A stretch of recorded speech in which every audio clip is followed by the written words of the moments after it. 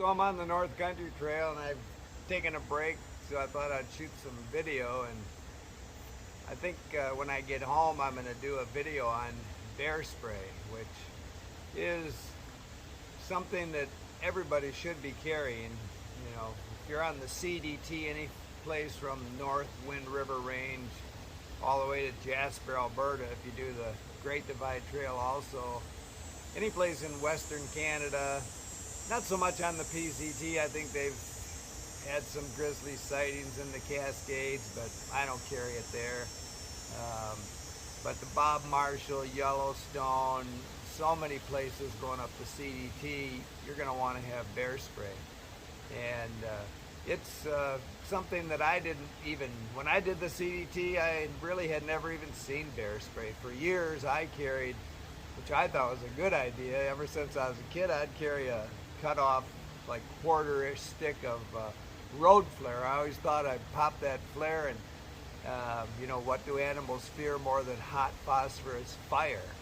But I found out from some rangers that that was probably kind of a crazy idea. So on the CDT, I came into the southeast corner of Yellowstone, didn't have a permit, didn't know how I'd even get a permit.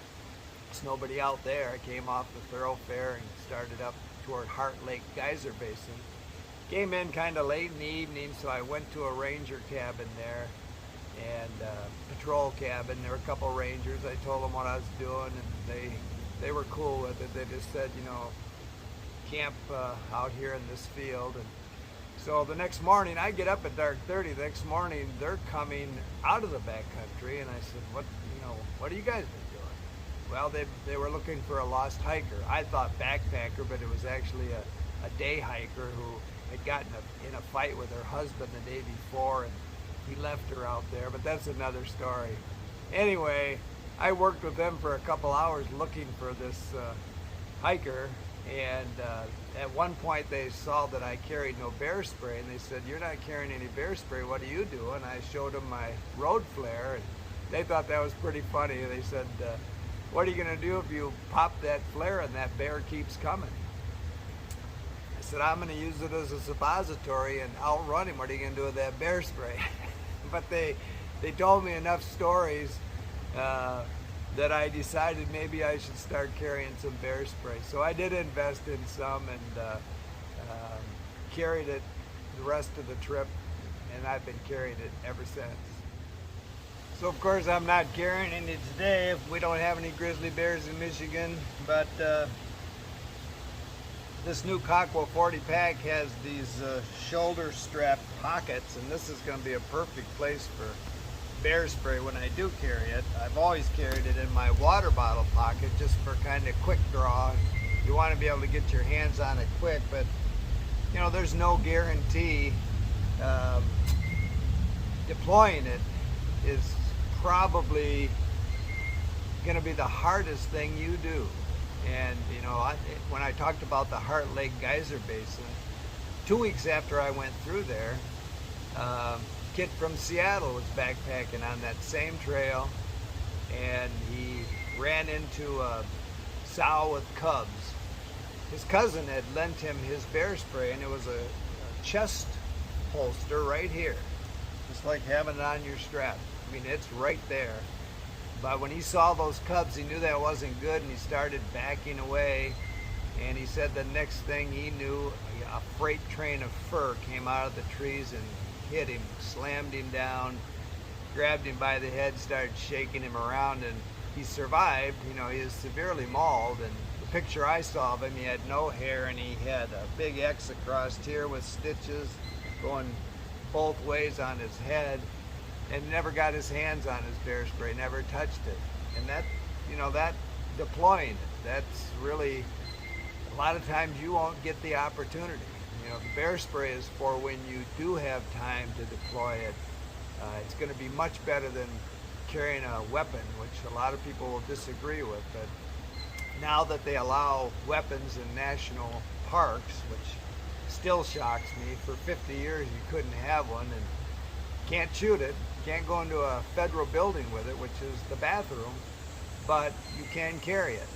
And I see a lot of young guys full of testosterone carrying 45s in Glacier now, and I'll always kid them. I'll say, you know the rule? And they'll say, oh, there's no rules. And I said, oh, yeah, there's a rule. I said, you know, I had one of those in the Marine Corps, and ain't gonna stop that bear, so you save that last bullet for yourself. And even if you got a lucky shot, you know, I mean, a grizzly bear has a skull about that thick. You get a lucky shot, he's going to be so full of adrenaline that you're probably going to be his last supper anyway. You know, if I had the option between a 45 and bear spray, I would take the bear spray every time. You know, bear spray shoots out about 30 feet in a pie shape, and you know, the object is to kind of shoot down, so the bear has to run through it. But I can tell you that it doesn't really have to get into any of his sense organs. You know, I've used bear spray one time. I've only had to use it, didn't have to use it, but I did use it one time. So I'm in Glacier. I'm on Elizabeth Lake,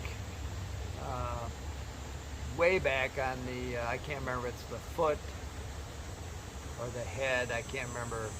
Anyway, it's the furthest campground back off the lake, and it's fall. I'm back there by myself, and I've hiked in Glacier my whole life, so I know a lot of history. And I know that in 1987 or 84, a guy from Michigan who did everything right, had his food hanging, didn't have anything with fragrance in his tent, did everything right. He was still drug out of his tent in the middle of the night and killed. And that night I've got something digging around my tent all night, which I figure are goats or deer. You know, people get out and pee outside their tent and leave salt deposits, and these animals come around and dig for it at night. So I'm just assuming that's what it was. But again, I get up at dark 30, and I needed water, so I had to go down to the lake. And just as an afterthought, because of all that scraping around my tent that night, I put the bear spray in my pocket and took the safety off and went down. And as I got to the lake, here was the full moon just pathway across the lake, and a trumpeter swan sitting out there. It would have made a great geographic picture, but I'm not a great photographer. Anyway, I'm not paying attention. I'm watching that, and then I hear something in the bushes, and I turn around and I don't see anything, so I get my Gatorade bottle. That's what I carried water in at the time, and I dip down to get it, and I hear this psh. I turn around quick again. I don't see anything. I reach down again, psh. Sprayed myself twice in the crotch with bear spray, and I'm telling you, it's fire in the hole. It was a cold morning, again fall, but I went in that lake, but it didn't help any. You know, water is not going to wash that cayenne oily substance off you, and it was like I was on fire. I had to run back to my tent and get wet wipes, which have alcohol in it, to actually clean it off. And at the time I was wearing very expensive, like $70 Supplex shirts, $70 pants, khaki color like this both, and now it looks like I've soiled myself in the front, and it's never coming out. And plus they say, you know, once it comes out of the container, now it's a bear attractant. So I've got 5 more days. I wrap it in garbage bag and tape it all up, and I think I've cleaned myself all up. But that stuff is so nasty. I went up, you have to eat in a certain area at each campground, so I went up to the area where my food was hanging, and I was gonna eat breakfast, and all of a sudden my senses caught fire. My nose, my eyes was coming out my ears. I still had residue on my hands evidently, and I had touched my lips at first, and I thought, gosh, I must have sunburned my lips coming over the Ptarmigan Pass yesterday. No, it was bear spray, and it just started eating away at my head. And it's nasty stuff, so I always figured if I was charged by a bear, I'd just fall backwards, and when he ran over me, I'd shoot him in the crotch. But anyway, I'm just telling you that that stuff is very effective, and I can tell you from personal experience that you don't actually have to get them in the nose and the eyes to irritate them. So speaking of guns, one year I'm at Reynolds Campground in Glacier, which is a popular CDT campground about halfway through the park. And this kid shows up, I'm eating dinner, and he's standing in the trail talking to me, and he's a lightweight backpacker, but he's got a 6-pound 357 holstered in his crotch. And he wanted me to see it evidently because he said, are you going up to Gunsight Pass or are you going to Red Eagle? And I said, okay, you know, I see it. I said, but if you aren't careful with that thing, you're going to lose some linkage in your lineage. But again, each to his own. But if you're going to carry bear spray, one point I have to make, like anything else in your pack, know how to use it. I run into day hikers all the time in Glacier that, you know, fly in, buy a $50 bear spray canister, stick it in their pack like, I'm safe, I'm done, don't have to think about it. And I'll be talking to them and I'll say, do you know how to use that stuff? No. So when you've got, you know, a freight train of muscle, blood, and bone charging down the trail, you know, a grizzly can do about a football field in 7 seconds. You're not going to have time to read the instructions, you know, figure out how to use it. Do you know how to take the safety off?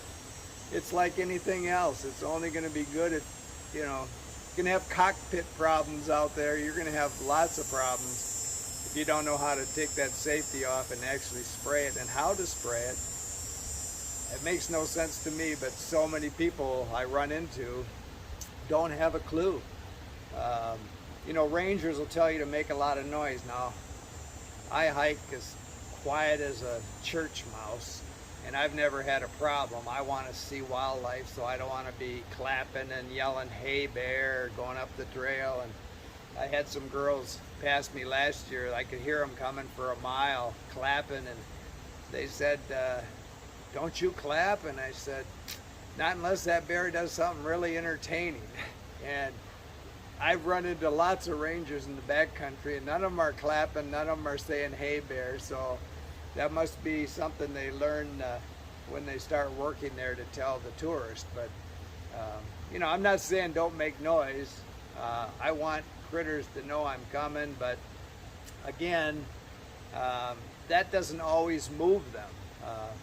Another glacier story, up at Grinnell Glacier, there was a bear in the trail and some girls had an air horn and they were just blasting it at him, and he didn't even act like he knew they were there. And so a kid comes along again with a 357. He said, I'll move him, and he shoots in the air twice. Bear does nothing. So this guy, he decides he's better report that, so when he gets back, he tells the campground host by my site this story, and she says, well, you should go tell she's just a campground host. She said, you should go tell the backcountry office. So he goes over to the backcountry office and he tells them, and the only people that can actually write a ticket in the park is LE, law enforcement. And so the backcountry ranger tells him, you see that guy out there in the car? Go tell him that story. So the kid goes out and he tells them that story, and they take his gun, he gets a fine and a court date. So again, you can have them in the park, you just can't use them. Bear spray you can have in the park, and you can use it. And you know, again, to each his own. I'm carrying bear spray, you do whatever you want.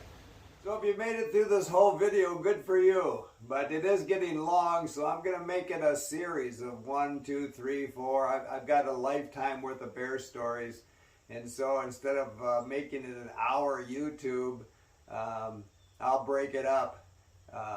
There is a short version, a podcast. I met a kid on the PCT, Calvin was his name. His trail family called him Hobbs. Calvin and Hobbs, get it? And I called him Pizza Man because every time I saw him come out of town, he had a pizza box strapped to the top of his pack. Great idea. Anyway, he and I hooked up about a year later in the Superstition Wilderness in Arizona, did a backpacking trip, and he was just starting his podcast series at that time, and I was his first podcast, and so I've linked it below. It's kind of a short version of this video, and so check that out. And in the, the next after that series in this, I will actually shoot off some bear spray and show you, exactly what its capabilities are. So until then, keep smiling.